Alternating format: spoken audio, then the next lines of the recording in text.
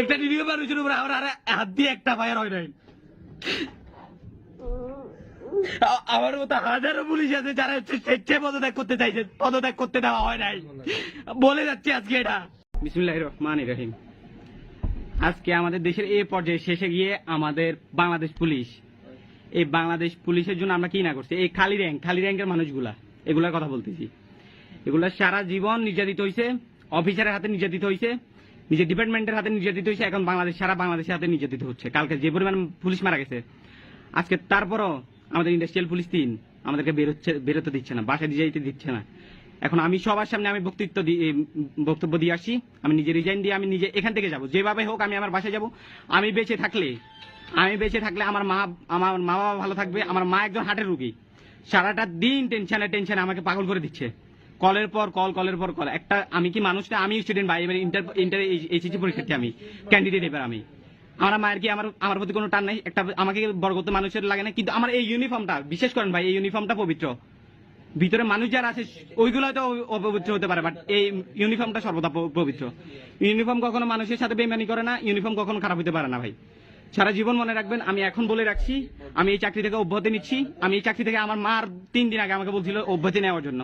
আল্লাহ ভরসা, আমি জানি রিজিকের ব্যবস্থা আল্লাহ একজন করবে। আর এমন না যে এই চাকরির জন্য আমার ফ্যামিলির পেট চলতেছে, আমি জানি পেট চলার কোনো না কোনো একটা ব্যবস্থা হবে। আমি নিজে আজকে স্বেচ্ছায় বক্তব্য দিয়ে যাচ্ছি, আমি স্বেচ্ছায় আমি এই চাকরি ছেড়ে দিয়ে চলে যাচ্ছি। এই চাকরি কখনো যেন আমার, আর আমি চাই না এই ইউনিফর্মের জন্য আমার আর 1000টা ভাইয়ের কোনো প্রাণ ঝরুক। আমি চাই সকল ভাই ভালো থাকুক, সুস্থ থাকুক, সব জায়গায় ভালো থাকুক। কিন্তু আমি আপনাদেরকে বলে যেতে চাই, যারা আজকে আমাদেরকে এই সংকটপূর্ণ স্থানে রেখে গেছে, তারা কখনো দেশের জন্য কাজ করে নাই। তারা সর্বদা নিজের স্বার্থের জন্য কাজ করে গেছে, সর্বদা নিজের অস্তিত্ব রক্ষার জন্য কাজ করে গেছে। এখন শেষ পর্যায়ে যে সময় দেখছে যে এই বাহিনীটা বিপর্যস্ত, আমাদের একটা অফিসার, একমাত্র আমাদের ইউনিটের অফিসার ছাড়া আর একটা অফিসার কোনো জায়গায় নাই।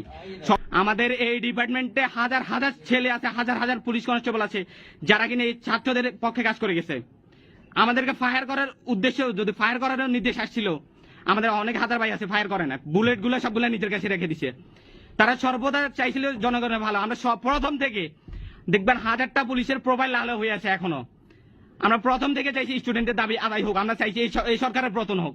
কিন্তু আমাদের কিছু সংখ্যক লঘু সংখ্যক অফিসার যারা আছে, তারা আমাদের মুখ বন্ধ করে রাখছিল, আমাদেরকে আটকে রাখছিল, আমাদেরকে বে হিসাবে আমাদের ব্যবহার করেছিল, যেগুলো এই ইউনিফর্মটা খুলে চলে যাচ্ছে। আমি না, আমার সাথে অনেক ভাই, অনেক কনস্টেবল ভাই আজকে রিজাইন দিতে যাচ্ছে। শুধু আমি না, প্রায় 100-এরও অধিক হবে আজকে রিজাইন দিব। আমরা একসাথে দিব ইনশাল্লাহ। এই বাংলাদেশ, নতুন বাংলাদেশে আমরা নতুন পুলিশ দেখবো, নতুন পুলিশ নতুন বাংলাদেশ করবে ইনশাল্লাহ। আমাদের এই দেশ শুধরানো দরকার, এই দেশের স্বাধীনতা রক্ষার প্রয়োজন হইলে কান্না করে রিজাইন করতেছে। ইউনিফর্মে এমনি না নাই, এইটুকু অনেক কষ্ট করে আসতেছে। ওর বাবা মার একমাত্র সন্তান, ওর বাবা মার কি কষ্ট হয় না? কালকে যেরকম কুত্তার মতো মানুষ পারছে, পুলিশ পারছে, এটা কনের বিচার হয়েছে। আমি চাই ছেড়ে দিব, শুধুমাত্র আমি না, আমার সাথে এরকম হাজার কনস্টেবল ভাই আজকে চাকরি ছেড়ে দিবে, স্বেচ্ছায় পদত্যাগ করে দেবে। আল্লাহ হাফেজ। সরকার যেটা বলার ছিল, এই ইউনিফর্মটা সর্বদা মনে রাখবেন, এই ইউনিফর্ম পবিত্র। আমার মতো হাজারো ছেলে আছে যেগুলো ইউনিফর্মের ভিতরে পবিত্র ছিল। ফায়ারের হাতে আদেশ আসার পরও আমরা ফায়ার করি নাই। আমার এই হাত অপবিত্র হয় নাই, এই হাত এখনো পবিত্র।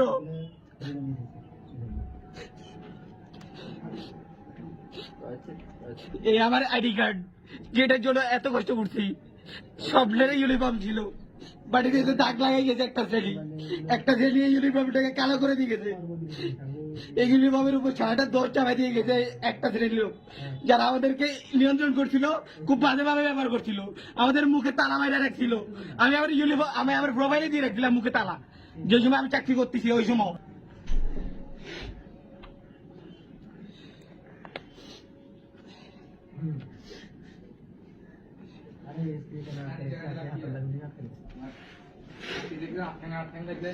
বহুত কিছু করতে মনে হবে।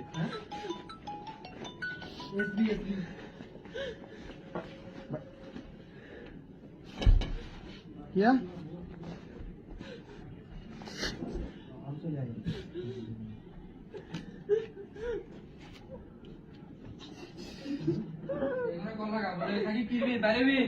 আমরা একসাথে বাইরে সবাই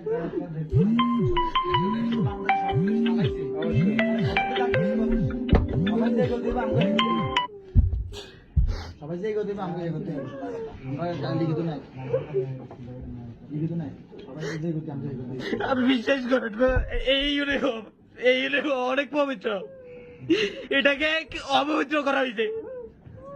আমার হাতে কোনো রক্তের দাগ লাগে না আজ পর্যন্ত। আমি আমার একজন আদর্শ বাবার সন্তান, আমি কোনোদিন ফায়ার করি না একটা মানুষের উপরে, একটা নিরীহ মানুষের উপরে আমার হাত দিয়ে একটা ফায়ার হয় নাই। আমার মতো হাজারো পুলিশ আছে যারা স্বেচ্ছায় পদত্যাগ করতে চাইছে, পদত্যাগ করতে দেওয়া হয় নাই। বলে যাচ্ছি আজকে এটা, আজকে দেশের পতন হওয়ার পরে আজকে আমাদেরকে ছাড়তেছে, যে আমাদের দেশ পতন হয়ে গেছে, যে নামে সবকিছু পতন হওয়ার পরে আজকে আমাদেরকে ছাড়তেছে। জানো ওরা ওদের অস্তিত্ব নাই, সবাই সবার অস্তিত্ব রক্ষা করে বিদেশে চলে গেছে, আমাদের ইউনিফর্মটাকে কালো করে দিয়ে গেছে।